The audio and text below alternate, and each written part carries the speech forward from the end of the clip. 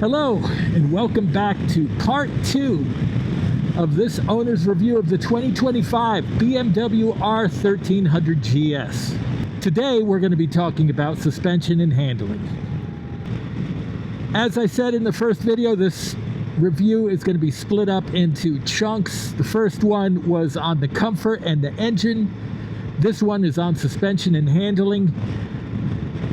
The next few are going to be deep dives into different areas of the bike, the transmission, the electronics, the 719 hardware, things I don't like about the bike. Let me know, though, in the comments. Let me know what you want to hear about on this bike if I haven't covered it. To recap, the comfort got a 10 out of 10. I don't think anyone's really going to argue that. The engine, I think I neglected to actually give it a score, but I gave the engine a 9 out of 10. And let me know if you think I was either too harsh or not harsh enough on that engine. I know people have different points of view. So leading off with suspension, the GS has the typical telelever front. It also has variable rate suspension, variable spring rate, which I think is really interesting. I think that's an innovation on these bikes. I don't know of any other bike that uses variable spring rate. If you do, please let me know in the comments. I would love to hear about it. The variable spring rate, I have not even come close to bottoming out this bike, but apparently if you put a certain amount of pressure on the suspension, a little valve pops, and it engages the second spring in the reservoir to increase your overall spring rate, which will, in theory, keep you from bottoming out. I could not actually tell you if I have engaged that second spring at any point. I don't even know if it's possible to tell.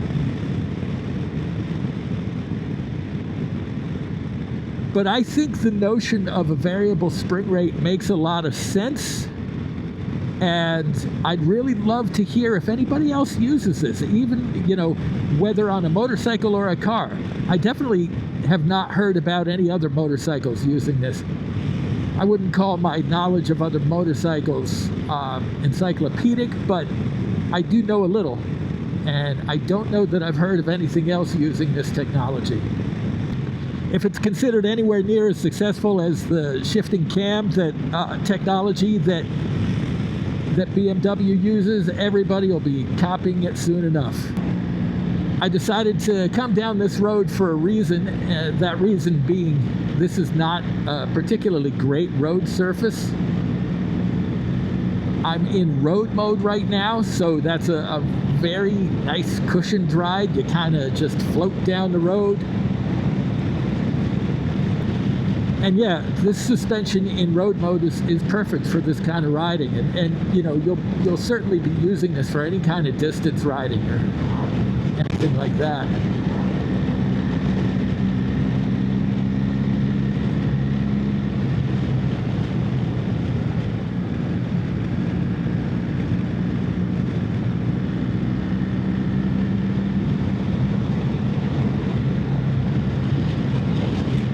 This is a really good bike for this local area because there are a lot of roads that are a little choppy and suspect.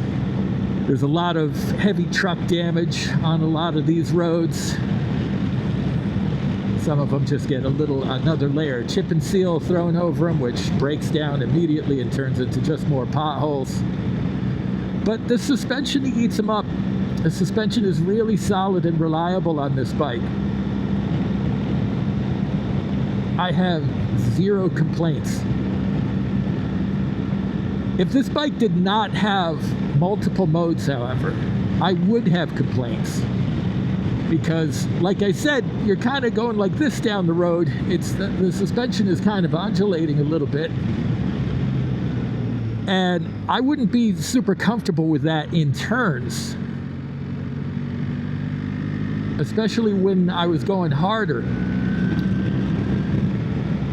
But on this bike, you do have many, many modes. And when you shift into Dynamic Pro mode or just regular dynamic mode, as I referenced in the first video when I was talking about the engine, you shift this bike into dynamic mode and it is like a whole different machine. The bike just tightens up and it becomes much stiffer. The suspension becomes much less kind of like this and more like boom, it goes over the faults in the road and then just goes right back to being dead straight. That's great in turns.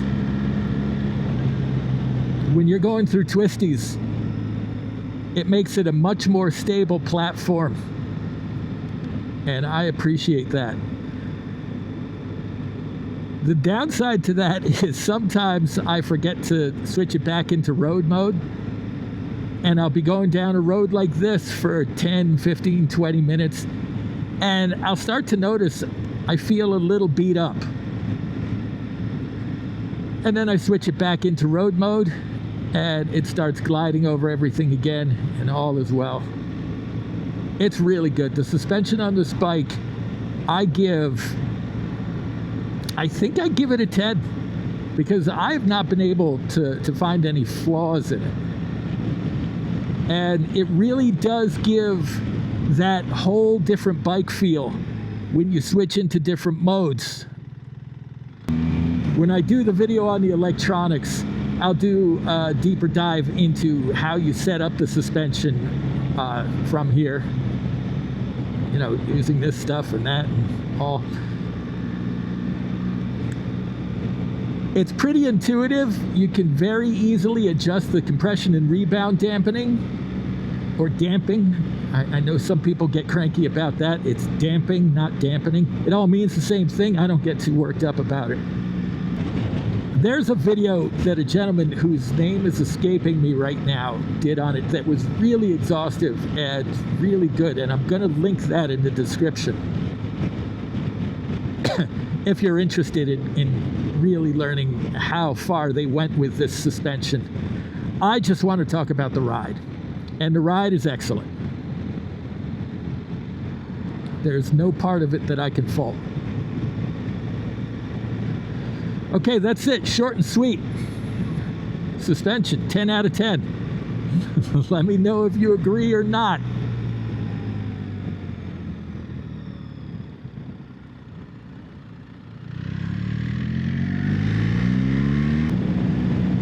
Getting into the handling. This bike is excellent, and for a variety of reasons. You know, starting with the engineering. I mean, obviously engineering, but the various components of the bike. One of the important ones being the immense amount of time and effort that BMW puts into making sure that this is a perfectly balanced bike from front to rear. 50% weight load on the front, 50% weight load on the back. That'll of course change when you go into a turn and you hit the brakes. The weight will transfer to the front, but having a really well balanced bike helps out with the handling so much. It does get talked about that the telelever front end might lead to a somewhat sterile feeling front end. And yeah, you definitely don't feel every pebble the same way you're going to through a standard pair of telescopic forks, especially a nicer pair. Oh my, what are we doing?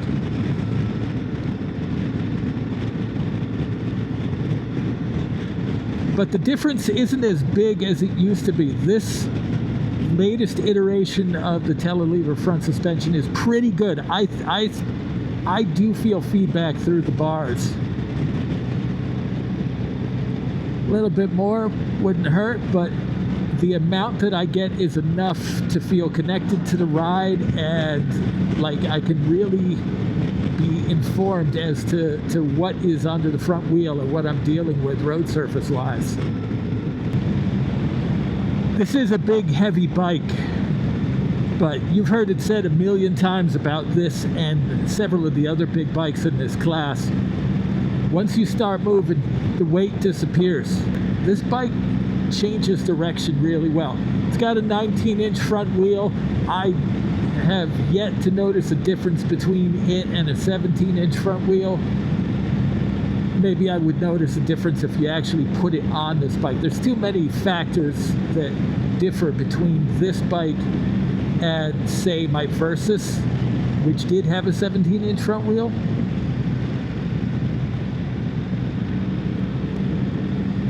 But yeah, the nice low slung weight, thanks to the Boxer engine, really make this bike good at going like this.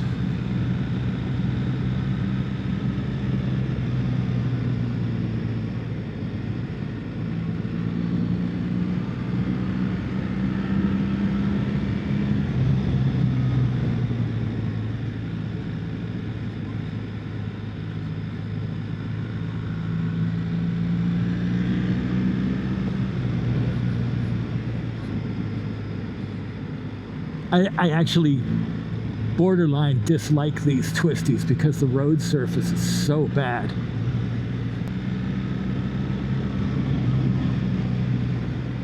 But man, this bike handles it so well.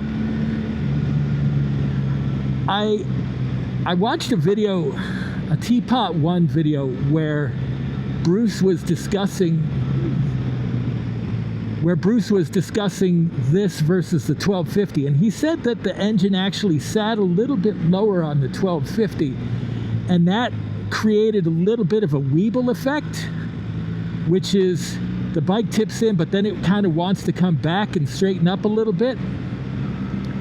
I thought that was interesting. I haven't put this beside a 1250 to be able to verify that, but I do know that the Weeble effect is a real thing on certain bikes.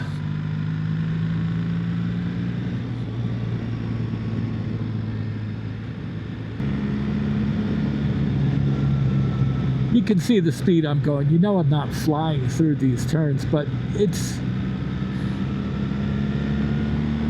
I don't use much body position. I tend to stay very neutral, but this bike gets through turns.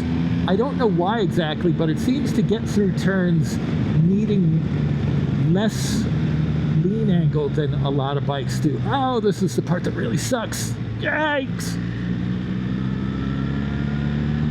Dear local council, please fix that.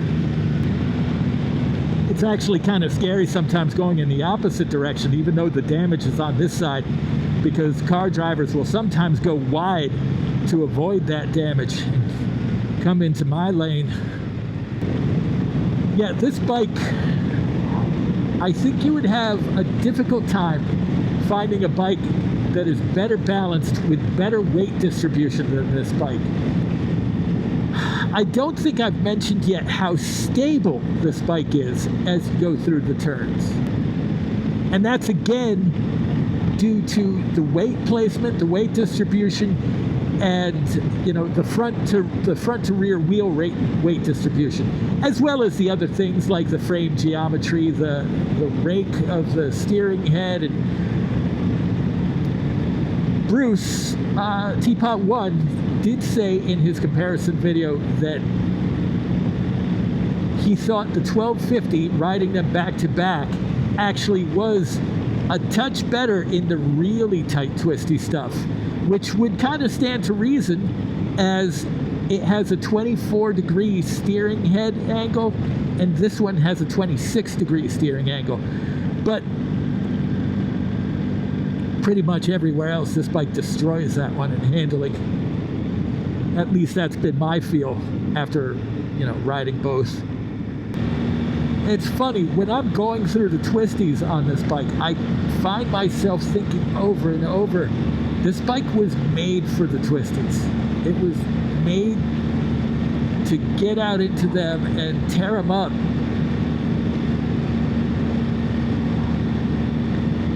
And then I get out into just the open road, onto the motorway or something, and I think, yeah, this bike is made for this kind of riding. Which is one of the reasons why I rate it so highly as a motorcycle, is it gives you that feeling in so many different areas.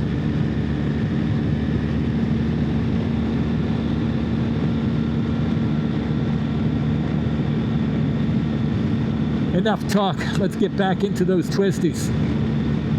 Whee!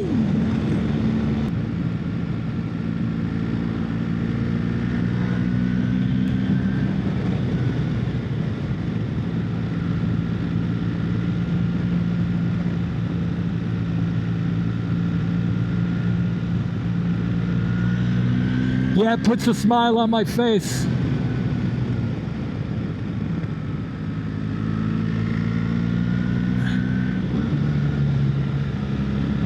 It's a fun bike to take up a road like this. Oh, I love this.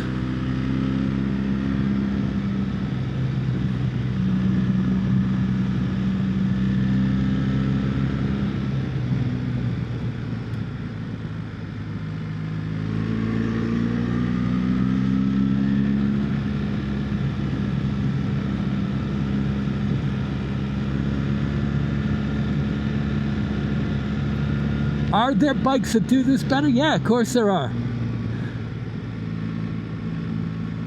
There are bikes that are made specifically for doing this. This bike is made to be a little bit more of an all-arounder, but man, it's so good at this. It's so good at this. The way it changes direction is uncanny.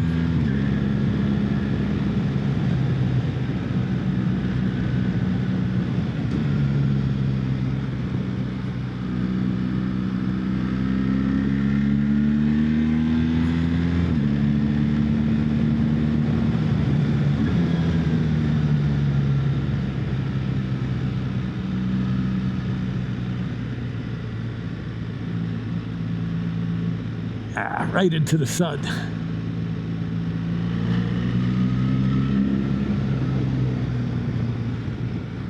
Yeah, you never have any feeling of...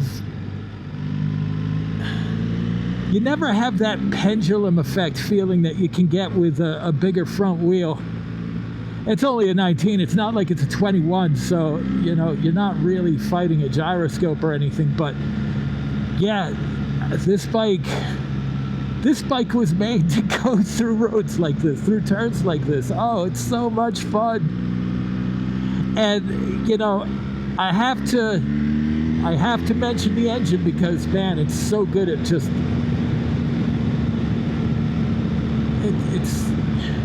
It's so good at coming out of turns when you have this kind of punch.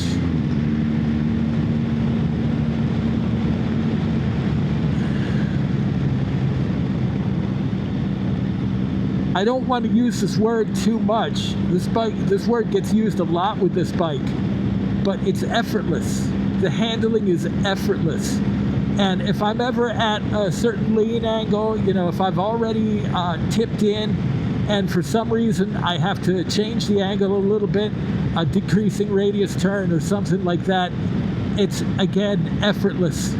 And that's where the old one would fight you a little bit. The old one wanted to be set on a course and kind of left there. If you tried to reset and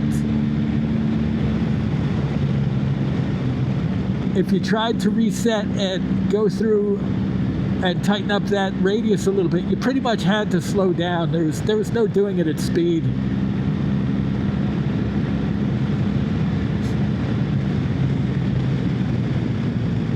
This bike, yeah, it eats it up.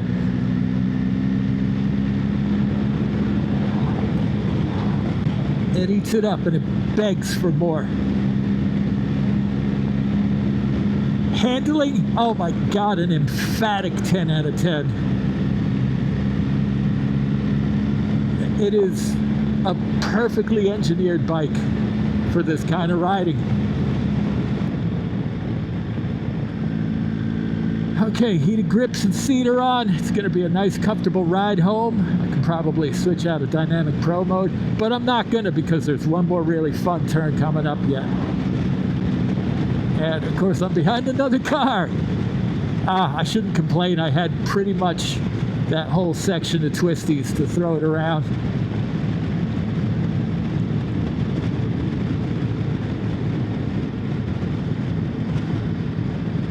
So earlier in this video, I said, "Hey, this is my favorite curve." Does that sound silly? Does it sound silly to have a favorite curve? Do you have one? Where is it?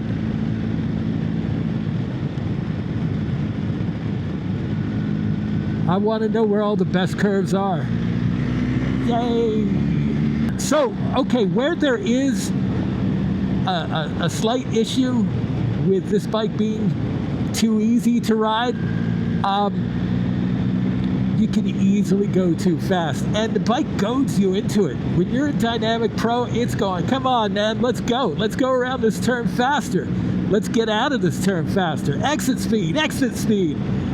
And there have been a ton of times where I've been riding this bike where I looked at the speed limit and it's 60, and I look down and I'm doing 80, and I've been surprised.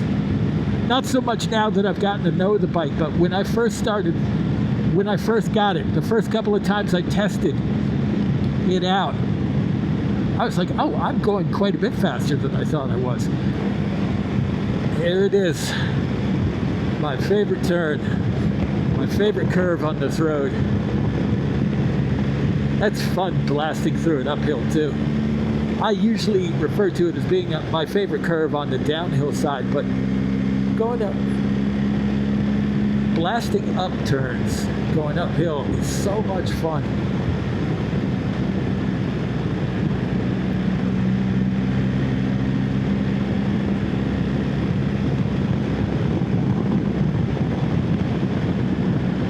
All right, folks, that's it. That's the last one. And that's it for this video. That is it for part 2 of the owner's review of the 2025 R1300GS. Suspension and handling. Next up, I think, is going to be the transmission. If there's something else you want to see first, vote on it down in the comments. As always, please like and subscribe. I will do my best to entertain you.